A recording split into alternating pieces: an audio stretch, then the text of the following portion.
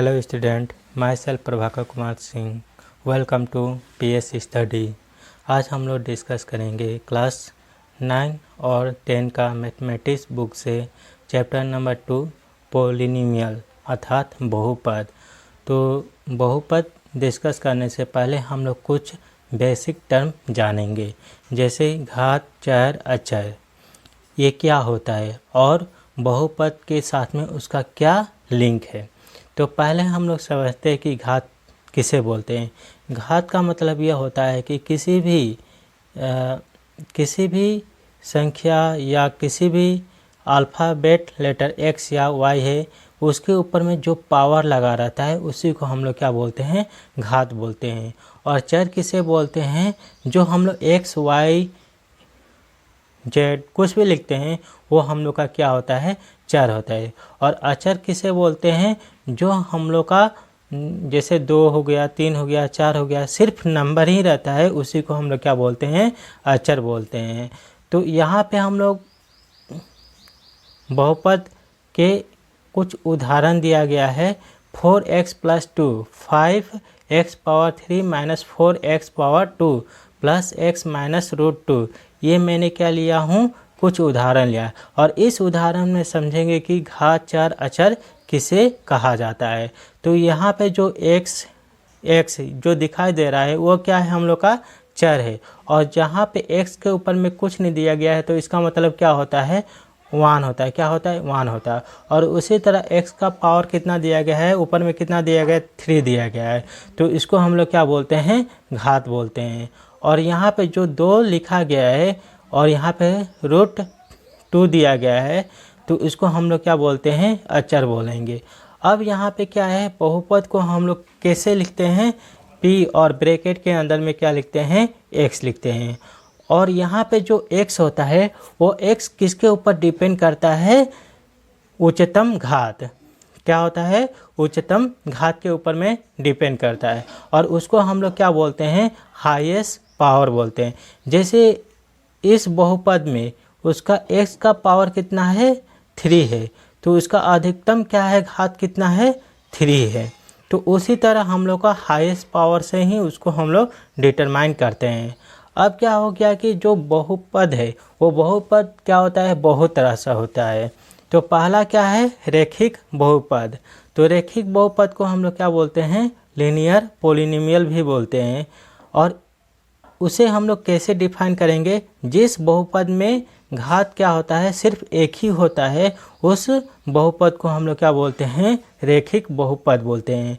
और उसका उदाहरण क्या है, √3x + 5 y + √2। अब यहाँ पे x और y दिया गया है, तो x y क्या है, आपका वेरिएबल है।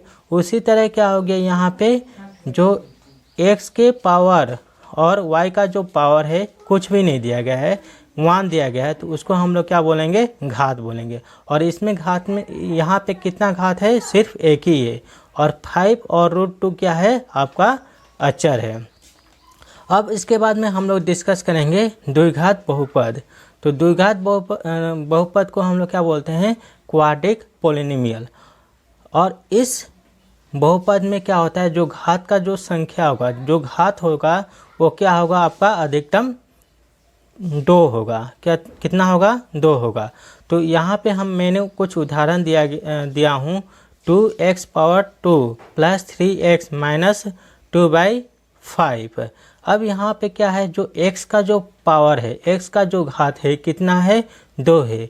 तो जब किसी भी पॉलिनोमियल का, किसी भी बहुपद का अधिकतम उच्चतम घात 2 होता है, तो उस कंडीशन को हम लोग क्या बोलते हैं, द्विघात बहुपद बोलते हैं। अभी उसका व्यापक रूप क्या होता है, ax⁻² + bx + c, जहाँ a b c वास्तविक संख्या है और a ≠ 0। अभी यहाँ पे क्या है कि a b c जो संख्या है वो कैसा संख्या है, वास्तविक है। परंतु जो a का मान होगा वो कभी भी 0 नहीं होगा। क्यों नहीं होगा, क्योंकि अगर a का मान जब 0 होगा तो ये सारा वैल्यू क्या हो जाएगा, जीरो हो जाएगा और क्या बचेगा बी एक्स प्लस सी।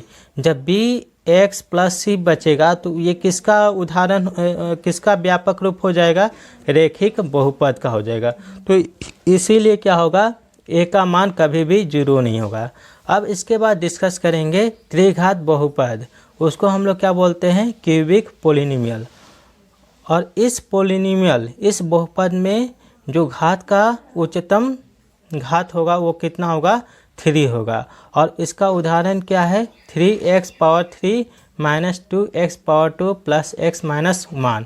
तो इस बहुपद के अंदर में उच्चतम घात कितना है, 3 है। जब अधिकतम घात 3 होता है तो उस कंडीशन को हम लोग क्या बोलते हैं, त्रिघात बहुपद बोलते हैं। और उसका व्यापक रूप क्या है, ax power 3 plus bx power 2 plus cx plus d, जहाँ a b c d वास्तविक संख्याएं हैं और a नॉट इक्वल टू 0। उसी तरह क्या होगा, यहाँ इस कंडीशन में त्रिघात बहुपद में a का जो मान होगा वो कभी भी 0 नहीं होगा। और a b c d वो कैसी संख्या है, वास्तविक संख्या है, परंतु a का मान 0 नहीं होगा।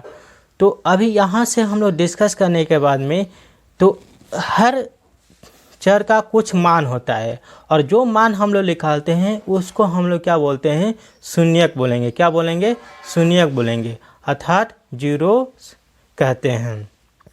तो जितना भी बहुपद है, रैखिक बहुपद हो गया, द्विघात बहुपद हो गया, त्रिघात बहुपद हो गया, तो वहाँ पे जो भी एक्स वाई जो भी है चर, उसका हम लोग क्या निकालते हैं, मान निकालते हैं। और जो मान निकलता है उसी को हम लोग क्या बोलते हैं, शून्यक बोलेंगे।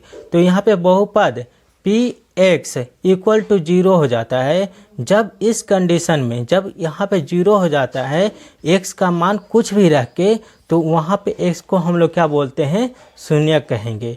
और यहाँ पे जो शून्यक का संख्या होता है, किसी भी चर के लिए 1 हो सकता है, 2 भी हो सकता है, 3 भी हो सकता है मान। वो किसके ऊपर डिपेंड करता है, बहुपद के ऊपर डिपेंड करता है। जब रैखिक बहुपद होगा तो उसका शून्यक कितना होगा, सिर्फ 1 ही होगा।